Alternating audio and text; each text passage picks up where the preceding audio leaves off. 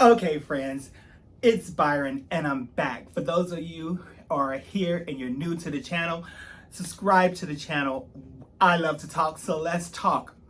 I like interacting with you guys, so drop a comment below. Let me know what you think of the shows that I talk about. Let me know of some shows that you think that are good that I may be interested in. And don't forget to like the video. And if I didn't already say, subscribe. You always should be able to hit the subscribe button. And if you want to be notified every time I post a video, just hit the notification bell. It's somewhere on your screen. Today, friends, just like the title said, we are going to be talking about Big Brother. It's season 24. We're actually going to be talking about episodes 1 through 4. You guys know that I definitely have notes on my handy dandy notes here to go over all of the episodes. And I've been a Big Brother fan since I believe BB18. So not that I'm a super fan, but I'm definitely a fan. So I do like to chime in and watch the show. You know, it's usually on 3 nights a week. It comes on CBS. So let's dive right in to the first episode. This is a review slash recap, so you guys definitely should have watched it before you watch this video. But if you want to watch this video first and then go watch it, go ahead. So we are what I would like to say is that I'm loving the diversity of the cast of Big Brother these days. I know a whole bunch of things popped off at CBS with this, that, and the same. But anyway, the diversity of the cast I am definitely can get into is just as always, you know, they gather in to pretty much get the game going like they always do. And it is definitely a challenge. And what I would like to say about the challenge is that I actually didn't mind the way that they did it. That was fine. But the porta potty people, I'm sorry, even though I know that that water is blue, is dyed blue, for whatever reason, and I mean, maybe they were compensated for their clothes, but you know what? Sometimes I have some pieces that cannot be replaced. So I don't know if it just should have been water. They should have given them a poncho. They should be able to change into something. I know it would have gave up that, oh my God, they're going to get this explosion. But out of all of them, they the ones, I don't know how I would have felt about that. But maybe it was of some kind of dye that didn't mess up their clothes. But old girl's pink dress, I don't know how you guys feel about that. Hopefully she wins the $500,000. Okay, so, of course, they all compete for HOH, and Daniel, he's the one that wins the HOH. And you know what? He was up against like Monty and I forget the thrift store guy's name, but I expected him to win. I mean, like, it was a drum set setup, so if he didn't win, it was like, were you trying to throw it already? So I kind of expected him to win. It wasn't here nor there. Pooch, for whatever reason, he gets the backstage boss thing. And I would have probably did the same thing that he did. It did look a little shysty because all of the people that dropped out or lost their competition first were women. But with the explanation, they're kind of like, okay, well, I'm on the fence with it, but whatever. Like, no, I'm talking about people who are on the fence with it. I probably would have did the same thing that he did. You don't know these people from a can of paint. I definitely would have been like, you know what? If you were out of your competition first, I'm sorry, but you're it. Daniel and Nicole, now they're in the house, and you know, they start to do alliances, and Daniel and Nicole, they have like the same vibes. And if they can definitely keep their alliance under wraps, like I believe it was Derek and somebody that the whole season, I didn't even watch that season, but I did get to meet them see them in other shows, so I know of this. And if they could keep theirs like those guys did, I think they'd at least make it far. I don't know too much with the competition, but I kind of fast forwarded on the end of the 4th episode, and for Nicole to look as athletic as she is, and I know I'm jumping ahead here, Monty had to go back to the beginning, and then he still won past her, but I digress. Amira, she talks with Danny and she's planting the seed of, and you know, here's the thing, like normally when, you know, they put a group of people together, they tend to gravitate toward the likeness or whatever they have interest in. I mean, whatever interest or whatever is it they are alike, those people tend to group together. So Amira, she comes up and she's talking to Danny about, targeting the men, and it's like, okay, well, Danny's a man, he's probably gonna, I don't know, because I'm not in the house, how he's moving and talking with people, which he wasn't really talking. People were coming up to talking to him, and he wasn't really like bonding like with the guys or with the girls, aside from Nicole. So anyway, and Taylor, it does look like that because, you know, like I said, people tend to group together, but Taylor maybe is a guy's girl, and it's proven to do that. And Paloma is, for whatever reason, not liking it at all. And she's basically going to Daniel and saying this, that, and the same. So she is after Taylor for whatever reason. And I don't know if it's the beauty thing or what, but she definitely makes that makes it a statement as she says it. It comes out of her mouth, but whatever. The nominees are up, and so before I get to the nominees, Michael comes in and he talks to, and for whatever reason, I like Michael, and he comes in, he tells Daniel that he's a super fan, which is like, why? But he does. And now Daniel wants to put him on a block because there can only be one, and Daniel's a super fan for himself. He nominates Michael, he nominates Terrence, supposedly as a pawn, and there you have it. That's episode 1.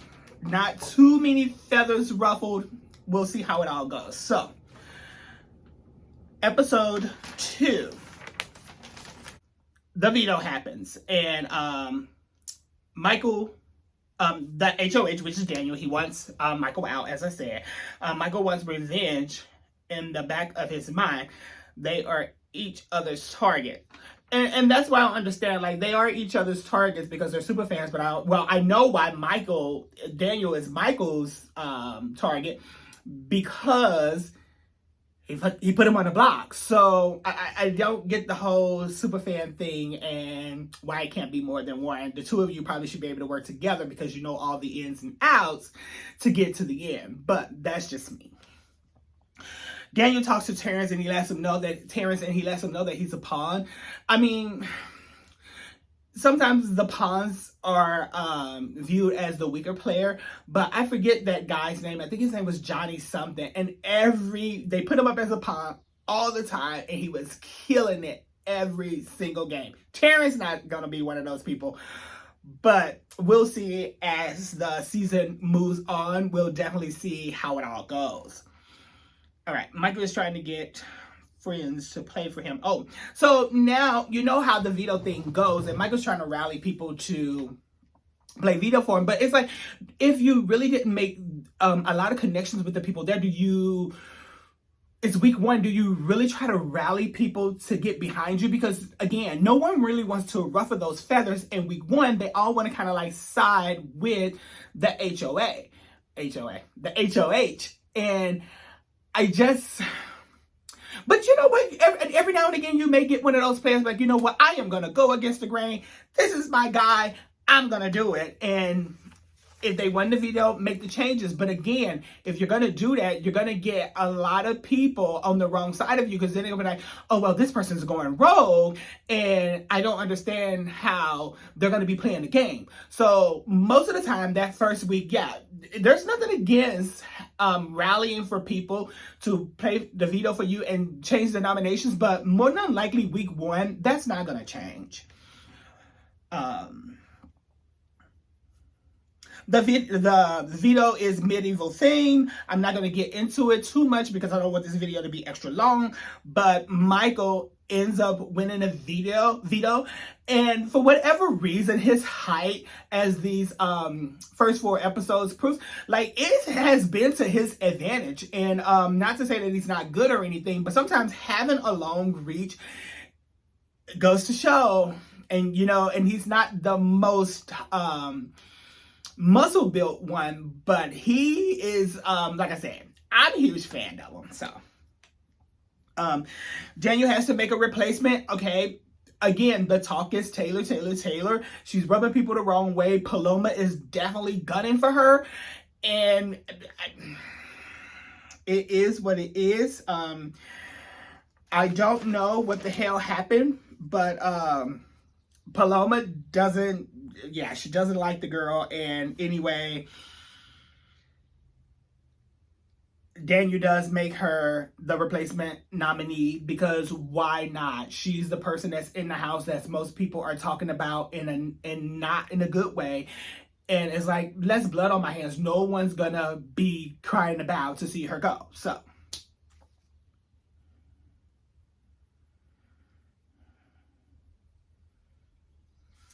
Monty and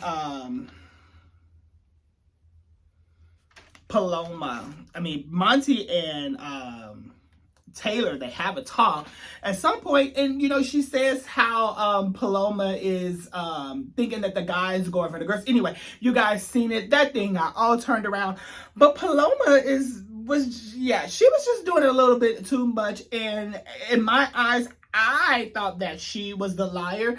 I don't know what people have against Taylor, but she is gonna have a tough go at it in this house.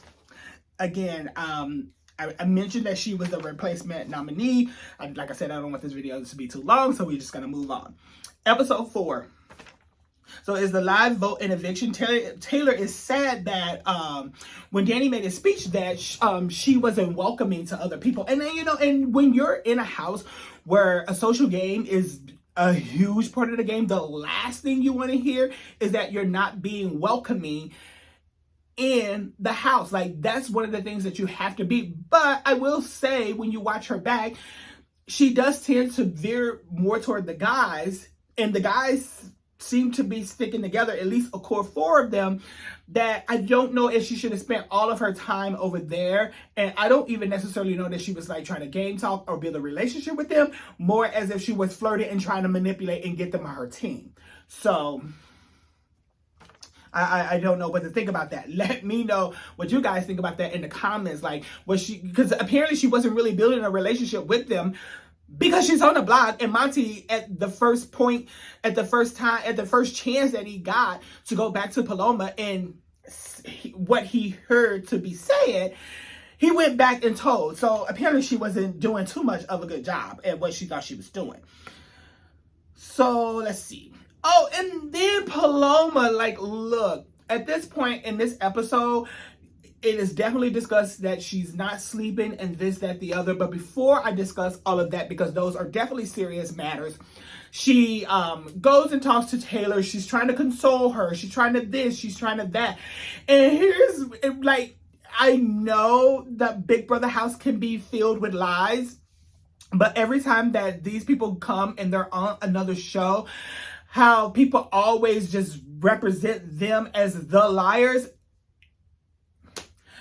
Like I said, I knew it was. I'm not blind, but I saw it clear as day right there. And I don't know, it's because I'm watching another show that you guys should actually watch right after this one. But it was so apparent. I won't go into a lot of the Paloma things when she's talking with Taylor and this, that, the other. But she comes to her. She wants to console her. She wants to this, that, the other. I guess I'm going to go into it because no sooner than Taylor go and have a talk with someone else, I believe Monty, she comes back and she wants to talk to Paloma, and Paloma is not having it at all. She's pretty much rude about it and saying, I don't even want to hear about it no more. I'm done with that. I'm ready to go to bed. And it's like, okay, wait a minute now, because you was being like a good Judy to me earlier, and now you could care less about what I'm saying. So anyway, it does get into that, she's not sleeping, she's anxious, pretty much paranoid, and she doesn't get privacy in the house and this, that, the other.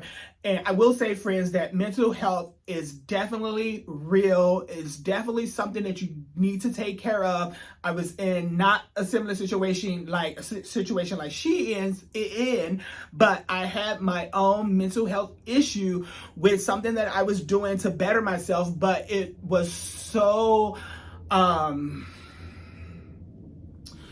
I don't know. I was always so anxious about it in a not in a good way. And the stress of it all, anyway, I'm talking about a show, but it is definitely something that you should definitely be taken seriously. And even though I didn't want to stop doing what I was doing, I had to. It did cost me a lot of money. What I'm talking about, I was in school, but I will go back hopefully later this year.